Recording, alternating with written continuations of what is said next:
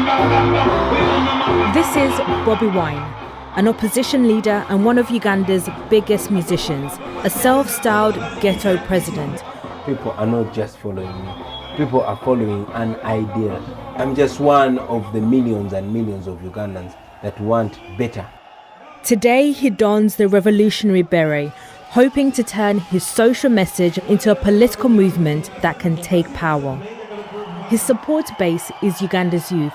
The majority of people here are below 25 years of age, but many drop out of school and struggle to find work. Africa has the youngest population. It's a big resource for us that, if well maximized, we can turn around the destiny of Africa.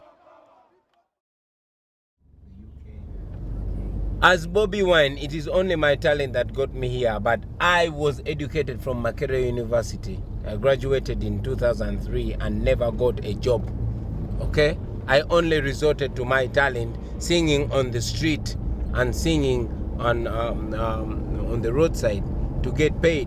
I only broke through and became popular. Yoweri Museveni is sworn in for what he insists will be a different kind of leadership. Mr. Museveni says his top priorities are to bring back democracy to Uganda. But his populist message of freedom and equality sounds very similar to that of President Yoweri Museveni, who was also a charismatic young leader. Every time I see President Museveni on TV in the news, I say, why did such a prized revolutionary decided to become one of the world's most despised dictators? But it's also a lesson to remember that it is only the idea of building strong institutions that can save us from ourselves. Bobi Wine hopes people power can propel him to the top, but he's also been learning how traditional Ugandan politics are played. This is Uganda's parliament. On the other side of these doors is the chamber, and on this wall are the country's former presidents. Since independence, all of them have taken power in the midst of violence and bloodshed. Bobi Wine would like his face to be on this wall, but he wants to do things differently and take over through a democratic process.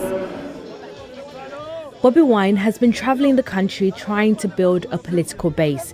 He's been arrested while campaigning and says he's constantly harassed.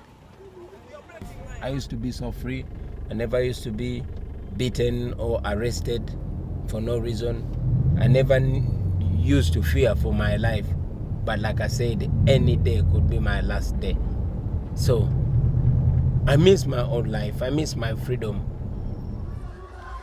3 decades in power, but President Museveni is not taking anything for granted. It's 18 months away from the next election, but he's already campaigning. Dressed in military uniform, he says people only vote for Bobi Wine because he's a singer, and he should go back to singing in the clubs. Music is still the backbone of Bobi Wine's politics. He regularly visits Western capitals to perform and meet politicians there. The president's supporters say he is representing foreign interests. If there's any agent of the West, that is Museveni. Right from the day he came, he's using borrowed money to oppress our people. And yes, he's an agent of modern-day colonialism. Many have tried and failed to unseat Museveni.